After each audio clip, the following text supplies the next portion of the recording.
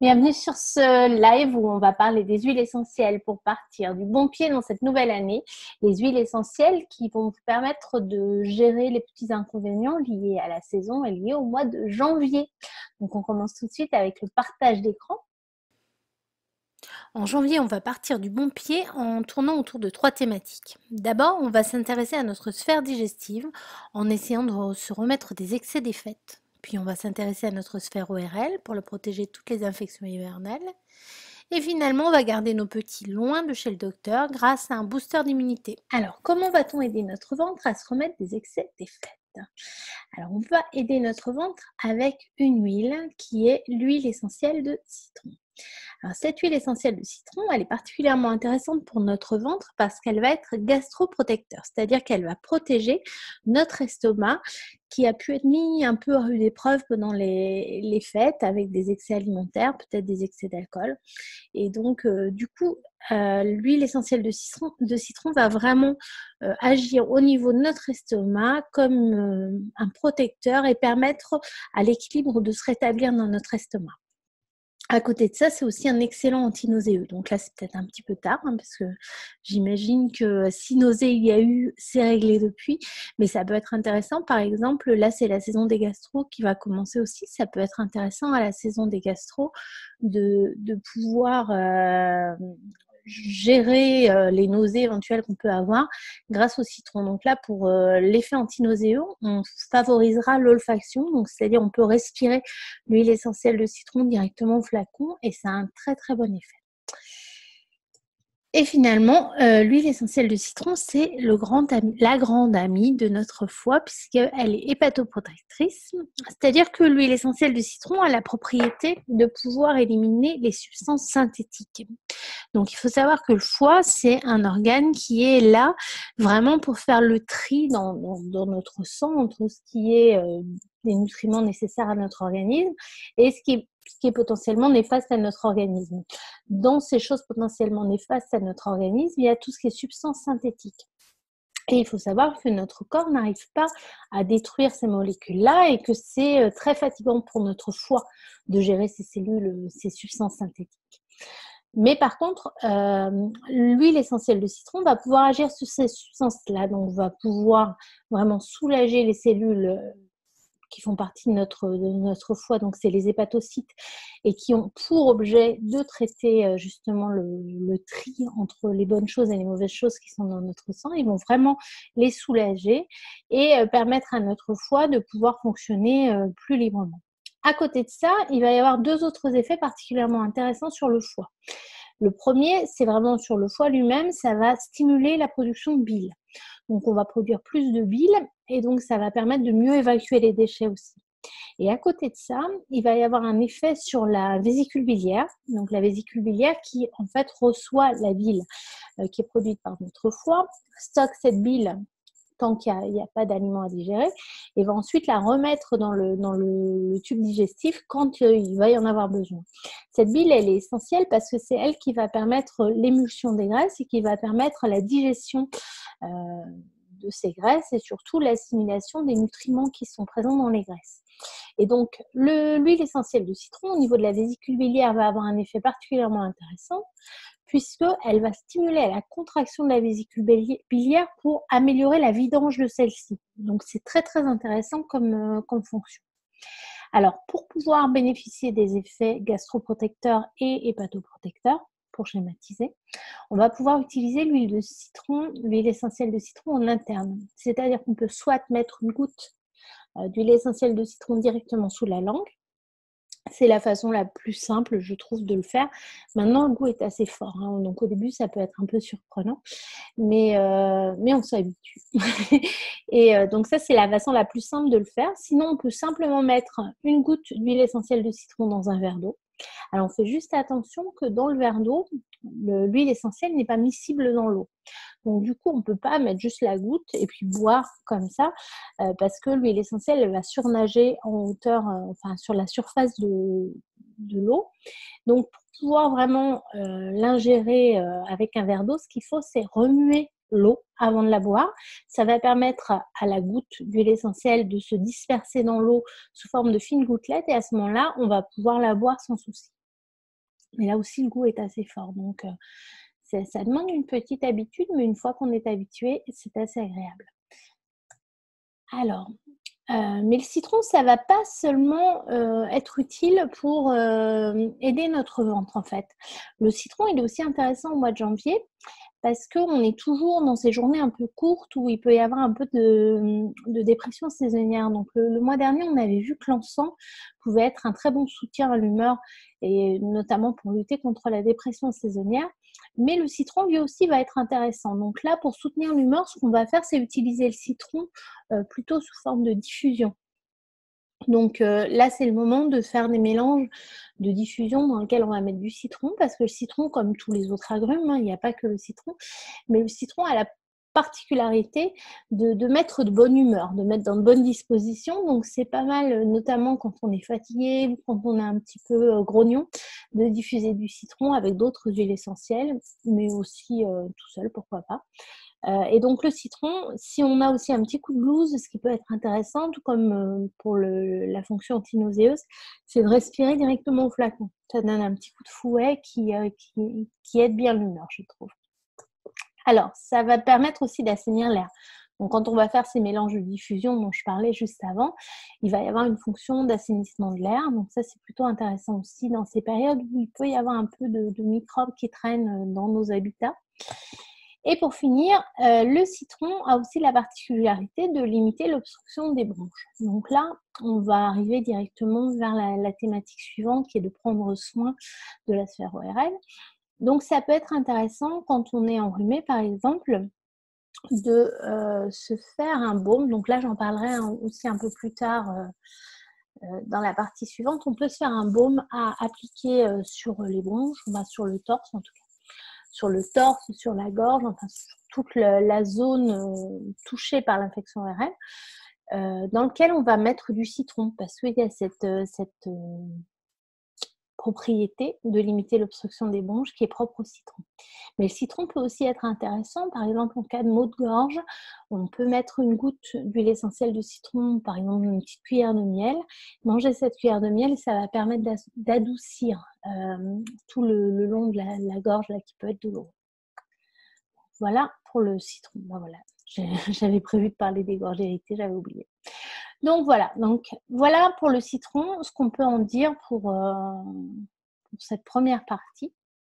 Alors, voyons maintenant comment on peut prendre soin de notre sphère ORL. Alors là, le meilleur ami de notre sphère ORL, c'est l'eucalyptus. Et là, je vous parle en connaissance de cause parce que si j'ai une petite mine un petit peu fatiguée aujourd'hui, c'est parce que ma fille a commencé une otite cette nuit. Ma fille aînée est venue vers 23h et elle avait mal à l'oreille. Donc, j'ai sorti l'eucalyptus et je vais vous expliquer un petit peu plus tard comment l'utiliser dans ce cas-là. Donc, l'eucalyptus en diffusion, on le connaît bien en diffusion en général et c'est l'idéal pour dégager les voies respiratoires. Donc, on va pouvoir l'utiliser en diffusion avec les diffuseurs d'huile essentielle qu'on a l'habitude d'utiliser. Donc là, ça peut être un très bon mélange de faire eucalyptus-citron, comme on l'a vu avant. C'est très complémentaire et ça va donner une odeur plutôt agréable. En tout cas, moi, j'aime bien. Et qui est plutôt efficace pour dégager tout ce qui est voie respiratoire.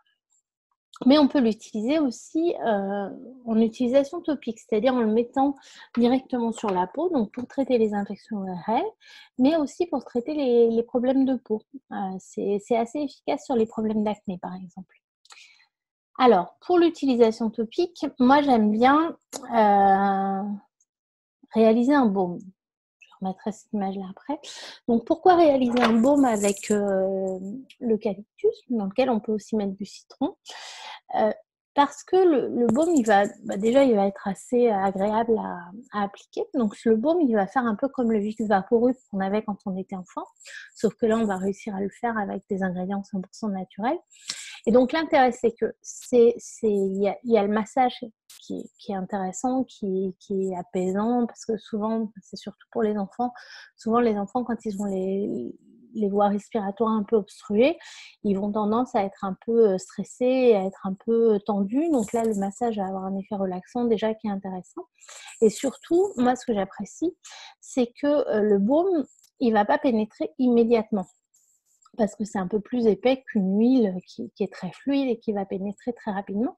Ce qui veut dire qu'il va y avoir une diffusion dans le temps des principes actifs des huiles essentielles qu'on va mettre dans notre baume, mais en plus on va bénéficier de la diffusion passive du fait que le baume reste en surface de la peau un certain temps, il va diffuser les molécules olfactives de l'huile essentielle et donc on va avoir cet effet aussi de dégager les voies respiratoires du fait de respirer les molécules olfactives. Donc voilà. Donc moi je vous disais, cette nuit ma fille elle est venue avec une douleur aiguë à l'oreille, l'otite, pas trop de doute sur le diagnostic, était là. Et donc, du coup, qu'est-ce que j'ai fait? J'ai sorti mon flacon d'eucalyptus et je lui ai mis de l'eucalyptus autour des oreilles. Alors, précaution importante, on ne met jamais d'huile essentielle directement dans l'oreille. Par contre, ce qu'on va faire, c'est l'appliquer à l'arrière du pavillon, comme la flèche l'indique. Donc, à l'arrière du pavillon, juste derrière le pavillon, on l'applique en massage et on peut remonter en massage aussi le long du devant de l'oreille. Et donc, j'ai massé cette zone qui était douloureuse avec l'huile essentielle d'eucalyptus. Donc ça, pour vraiment traiter l'infection, parce que ça va agir au niveau anti-infectieux, antibactérien et antiseptique dans cette zone qui est particulièrement encombrée au moment d'une otite. Et pour gérer la douleur, pour aider ma fille à avoir moins mal, j'ai aussi massé cette zone avec de l'huile essentielle de lavande, qui là va avoir vraiment un effet antidouleur intéressant et aussi un effet apaisant, parce que la lavande est très apaisante. Donc ça a permis à ma fille de se calmer et de contrôler la douleur, de la faire baisser. Donc on a fait ça, elle est venue vers 23h hier soir. Je lui ai appliqué pendant, je dirais, un quart d'heure, 20 minutes, elle a continué à être un peu grognon, puis elle s'est rendormie et elle a fait toute sa nuit comme ça. Ce matin, elle n'avait plus mal à l'oreille. Elle avait encore la sensation de bourdonnement, de malentendant. Donc, j'ai réappliqué le mélange eucalyptus et lavande. J'ai aussi ajouté un petit peu d'encens pour potentialiser les effets de l'huile essentielle et accentuer donc les effets des huiles que j'avais mises, pour essayer de rendre ça un peu plus actif encore. J'ai pris des nouvelles de ma fille qui est chez la nounou ce midi. Elle ne se plaint pas de douleur. Donc ce soir, je ferai le point pour voir vraiment où ça en est. Si je vois que ça n'évolue pas favorablement, à ce moment-là, j'irai quand même chez le médecin juste pour être sûr qu'il n'y ait pas de complications. Mais le plus souvent, il n'y a pas besoin d'aller chez le médecin parce qu'on arrive vraiment à contrôler l'otite de cette façon-là. Moi, je trouve ça super intéressant parce que chez nous, on fait souvent des otites. Donc, c'est pas mal d'avoir quelque chose sous la main qu'on peut utiliser tout de suite parce que j'ai le souvenir, justement, quand Lélia était plus grande, où on a eu des otites comme ça qui commençaient à 11h du soir, où la petite était en pleurs, elle hurlait. Et moi, ayant eu des otites quand j'étais petite, je sais à quel point c'est douloureux. Moi, j'avais tendance à aller directement aux urgences pour avoir quelque chose tout de suite pour la soulager. Maintenant, j'ai plus besoin de faire ça parce que j'ai une solution tout de suite là sous la main en 2 gouttes pour l'aider à gérer la situation. Donc voilà. Donc pour moi, l'huile essentielle d'eucalyptus, c'est un indispensable dans la pharmacie d'une famille, en tout cas, parce que tout ce qui est problème ORL, l'eucalyptus, c'est un incontournable pour moi. Alors, comment garder nos petits loin de chez le docteur? On va travailler sur l'immunité avec un petit roll-on que j'aime beaucoup, qui est un roll-on du kit pour les enfants que doTERRA a développé. Alors, ce kit pour les enfants, en fait, c'est 6 roll-on avec des mélanges tout à fait adaptés aux enfants qui sont déjà dilués. Donc, on n'a pas d'inquiétude à avoir ni sur la composition, ni sur le dosage, parce qu'avec les roll-on, on met très peu de quantité. Donc, on est sûr de ne pas faire de surdosage. Et comme en plus, c'est déjà dilué, on est sûr qu'il n'y aura pas de réaction de la peau, ce genre de choses. Donc, c'est vraiment des roll-on que j'aime beaucoup parce qu'ils permettent aussi aux enfants de devenir acteurs de leur santé, disons, ouais, de leur bien-être, puisque ils ont des signalétiques très faciles à retenir, avec des codes couleurs très faciles à retenir. Et donc là, moi, mes filles qui ont 5 ans et 8 ans, là, dans 3 jours, la grande aura 8 ans, savent, en fonction de ce qui leur arrive, quel roll-on prendre. Et donc ce roll-on, pour booster l'immunité de nos petits, c'est le roll-on Stronger. Alors, il est composé de genévrier de Virginie, de lycée, d'encens, de rose et d'huile de coco fractionnée, puisque je vous ai dit qu'ils étaient déjà dilués. Alors, il est très facile, donc c'est un stimulant de l'immunité des plus petits, il est très facile à utiliser puisque on va juste l'appliquer, donc soit en préventif tous les jours, soit sous les pieds ou soit le long de la colonne vertébrale. Alors, pourquoi sous les pieds ou le long de la colonne vertébrale? Parce que ce sont deux zones où il y a énormément de terminaisons nerveuses. Donc, ça veut dire que les principes actifs de nos huiles essentielles vont passer très rapidement dans le flux sanguin et dans le flux nerveux, parce que tout ça est très, très irrigué, que ce soit le long de la colonne vertébrale ou sous les pieds. Donc, c'est particulièrement intéressant de l'utiliser là. Et l'autre intérêt de l'utiliser sur ces points-là, c'est que ça crée un petit rituel qui est particulièrement sympa pour les enfants, je trouve. Moi, je sais que mes filles, elles aiment bien avoir des gestes récurrents. C'est quelque chose de rassurant et c'est quelque chose aussi qui leur permet de savoir, enfin de ressentir vraiment le fait qu'on prend soin d'elles. Donc, mes filles aiment bien le petit coup de Stronger le long de la colonne vertébrale, par exemple, au moment du coucher. Alors, si maintenant, malgré tous nos efforts, ça peut arriver, l'enfant tombe malade, on peut l'utiliser aussi en curatif, donc pour aider l'immunité à lutter contre l'infection. Et là, au lieu de le faire une fois par jour, on le fera 2 à 3 fois par jour dans les mêmes conditions que ce qui a été dit juste avant. Donc, un trait de roll-on soit sous la plante des pieds, soit le long de la colonne vertébrale. Et voilà pour les huiles que je vous conseille en janvier. Donc, si vous avez des questions, n'hésitez pas à les poser. Je me ferai un plaisir de vous répondre. Et ben voilà, je vous dis au mois prochain pour les huiles du mois prochain. Et d'ici là, bonne continuation.